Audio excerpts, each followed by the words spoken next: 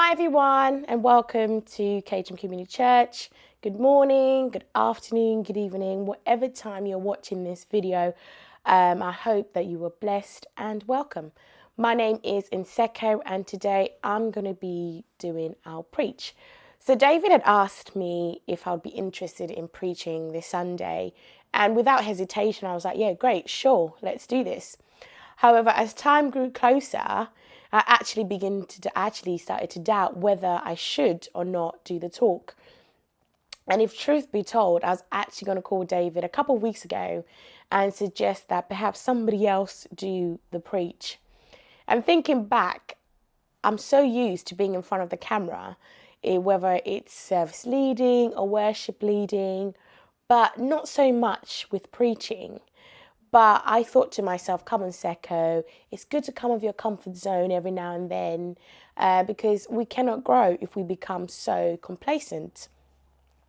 So as you can see, I'm in my living room, I'm comfortable, feeling relaxed. So what I want you guys to do is to get yourself, a bit relaxed, grab a cup of tea, grab some biscuits, whatever makes you feel comfortable, you go do that. So you can pause the video, make a cup of tea, and then come back. And, when I was thinking about this talk in particular, I was thinking about the best way to actually deliver this.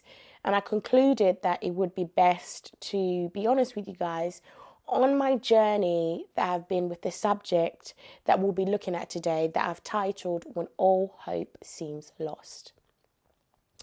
So I was wondering and pondering, what should I talk about? And one evening, I felt a conviction in my heart to talk about when all hope seems lost.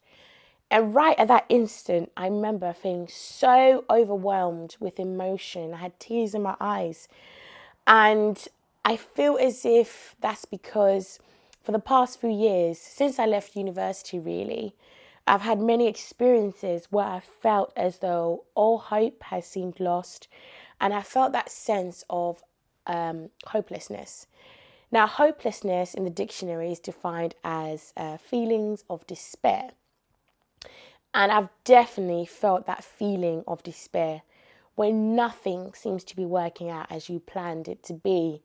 And I can recall so many times literally crying out to God to intervene into situations.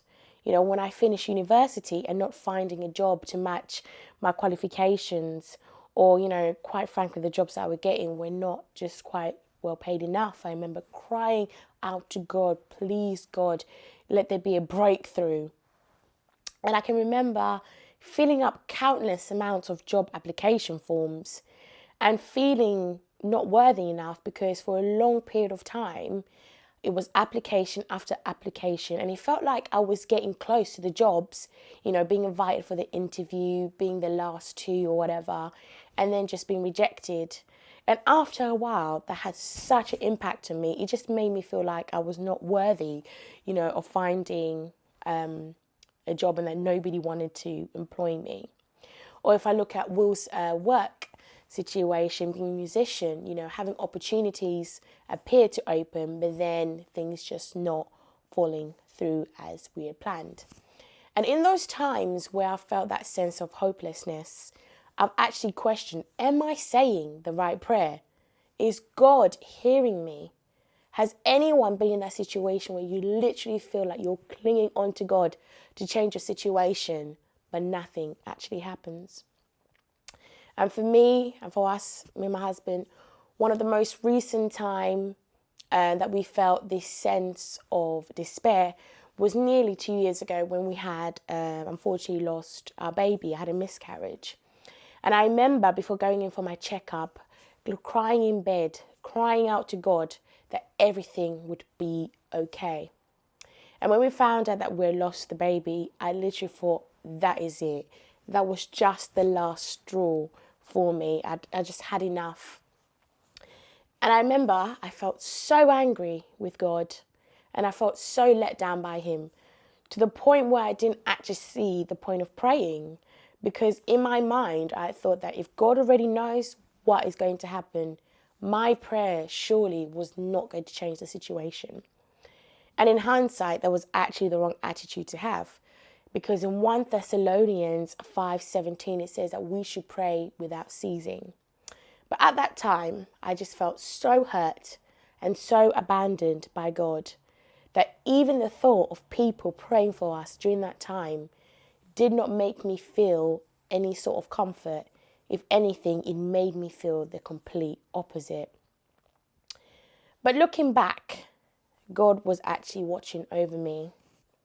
He heard my prayers, and here we are today with not one but two amazing blessings, Zamira and Zephaniah. And at that time, I was surrounded by so many lovely people, our family and our friends, to name a few: Catherine and Aaron Townsend, Emily and Daniel Watson, Angela Foreman, who were just there for me. We were just surrounded by amazing people. And I remember one Sunday after church where I was just overwhelmed with emotion, and Dan and Emily came and stood with me in a circle, and they just wrapped their arms around me and hugged me as I sobbed. And I remember feeling loved, and it was just such a nice feeling for them to do that, and it was just so kind and loving, especially during such a traumatizing time. And it reminded me of what church family should be about, being there for one another during the good and the bad. But like I said, during that time of hopelessness, when people would text me saying we're praying for you, I would literally look at the phone and just roll my eyes, just like that, because it used to infuriate me. And I think I got to that point where I just convinced myself that that was it. I was never going to have children, and that would be my story, and I just needed to accept that. And I think I did this as a coping mechanism and a way of protecting myself if I were to have a miscarriage again, which we can do. We can go into some sort of self-defense mode when we're in such a place of hopelessness. Now, when we're in such a place of hopelessness and feeling like we are in the wilderness, we can often lose sight of what we should be focusing on, and that is God. So in a sense, our vision can become impaired, so to say, and everything seems so clouded. And from experience, it's so easy to get to that state where we become so focused on the problem, and we can get trapped in that cycle. But when we're in that cycle, we need to focus on God, because He knows the bigger picture. And I'm not saying that it's easy to, all of a sudden just snap out of it and focus on God. It's not always easy to do that.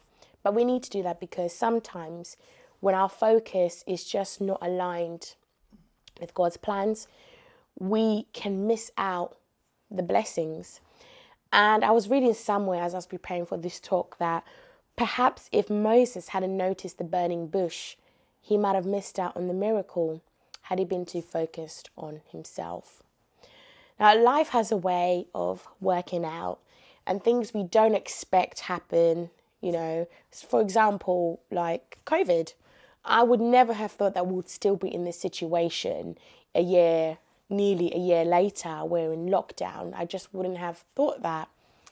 And if I'm being honest, I feel as if that for the past 5 years of my life, I felt as if I have been in the desert, mainly with what is God's purpose for my life and what is my calling. And many times, Will and I have faced what feels like an endless amount of knockbacks, and we can't understand why things just don't seem to work out. And growing up, you come up with ideas of what you envision your life to be about, your own reality, what you want your life to, what you want to achieve. And sometimes when we do come up with those plans, we don't necessarily align them with God's plans and purposes for us. And I found that when we do that, that is where it allows an opportunity for those feelings of despair and helplessness to creep in, because we are actually doing things on our own accord and not actually aligning them to the plans of God. Now, speaking of the desert, the Israelites spent 40 years in the desert before reaching their promised land.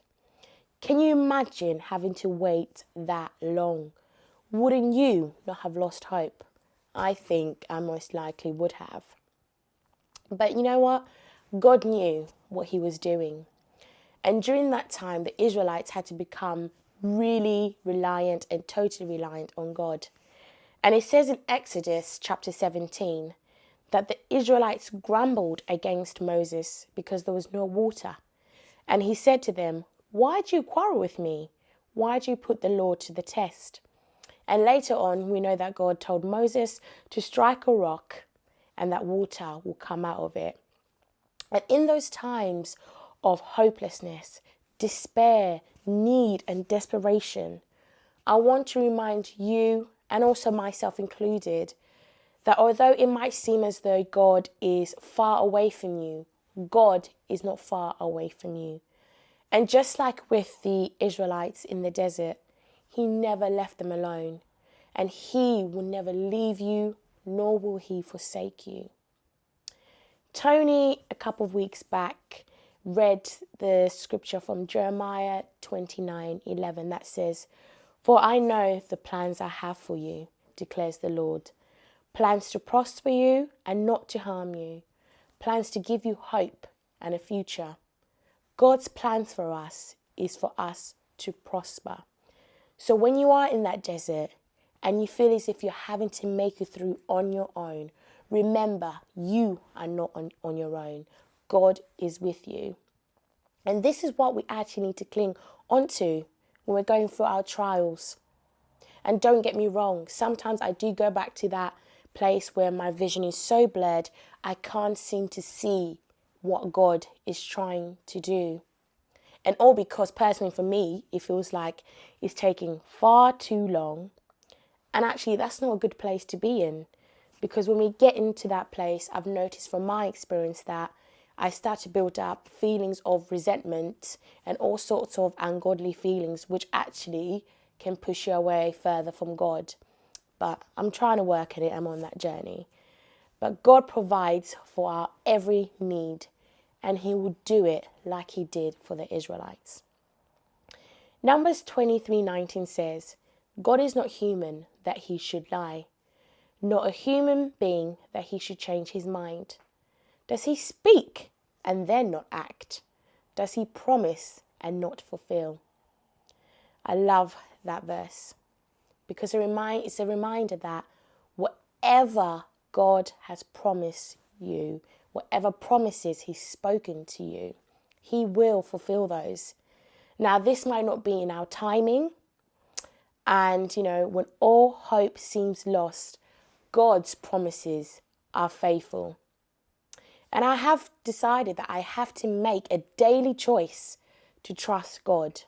So even though I might still get so frustrated and shout at him, get angry, because, God can take it. I need to make that choice to trust God daily. And, sometimes the way to our promised land, so to speak, isn't very easy. And in times where all hope seems lost, God may use that time to actually stretch out our faith. God could have made the journey for the Israelites much easier if he wanted to, but he didn't. And they had to keep on pressing on. And more often in the times where we seem like there's no hope, we're uncertain in this desert, that is often the time that I've found God uses that to build anchors of faith and anchors of hope. It's a time that he perhaps is character building and strengthening us. And God will meet you there. Nothing is too impossible for God. And when we look at the story of Moses and the Israelites, God didn't remove the Red Sea. He parted it and he made a way for them to go through. So God might not necessarily remove our situations, but he will always make a way where there seems to be no way. And in times of hopelessness, we need to listen to God and try and listen to what he is trying to say to us. So very often we want God to change our circumstances, but we don't want God to change us. In my times that I felt a sense of hopelessness, I have learned that although I might not feel the presence of God, God is still there with me. And in Isaiah 41:10, it says, "Fear not, I am with you. Be not dismayed, for I am your God. I will strengthen you, I will uphold you with my righteous right hand." Hearing Tony's talk a couple of weeks back, where he pointed out that our lives are not pointless, I just want to reiterate that your life and my life are not pointless. And God has a specific plan and destiny for you and I. And in those times we do feel like all hope seems lost, may we not let the enemy use that to try and deter us from the plans that God has for you and I. If you haven't read the story of Moses, I would encourage you to read the story of Moses, because there's so many teaching points in there. One of them is that Moses teaches us that we all have a destiny. And when things seem hopeless, life gets tough, although it's not always easy, but we need to remember that we all have a destiny. Moses' story also teaches us about faith, and that God can use our frustrations to increase our faith. And when all hope seems lost, let's choose faith. It was faith that Moses chose over the world. And in times where it might seem like God is not there, let's use that to try and really lean into Him and build that personal, intimate relationship with Him. And I found this really useful myself during difficult times. And one thing that has helped me is, I like to journal how I'm feeling. So when I feel like I'm going through a really hard time, I will often write down my thoughts, my feelings, and I find that I can be my true, honest self with God that way. And I would encourage you guys to do that, because for me, it's helpful to look back at what I was writing when I was going through that time and to look at where God has brought me. So I really would encourage you guys to do that. And, where I felt for so long a sense of hopelessness, particularly in finding a job, not knowing what my calling was, here came the pandemic. And who would have thought that I would have started editing the church videos and finding so much purpose in that. I can't explain to you guys how much purpose I feel I found in just editing the videos and creating my own videography business. And if you are in the desert, why don't you ask God what He's trying to say to you in the silence? And ask yourself, are you feeling that sense of helplessness in the situation? Because are you trying to fight the battle on your own? The battle belongs to God and not to you. When all hope seems lost, God is there in the midst of it all. God's plans and purposes will always come through. And through all the challenges that we have experienced, I've had to try and change my mindset from being, God doesn't love me, God doesn't care about me, God has abandoned me, to perhaps thinking that actually God has bigger and greater plans for us. And I don't mean this in an arrogant way whatsoever. And I've learned that the enemy is so fearful of what we can do, what you can do for the kingdom of God. And he will try whatever he can to stop it from happening. But let me tell you this. When God says yes, no one can say no. When God opens a door, no one can shut that door. I hope you guys have been blessed by this talk, and I'll see you soon.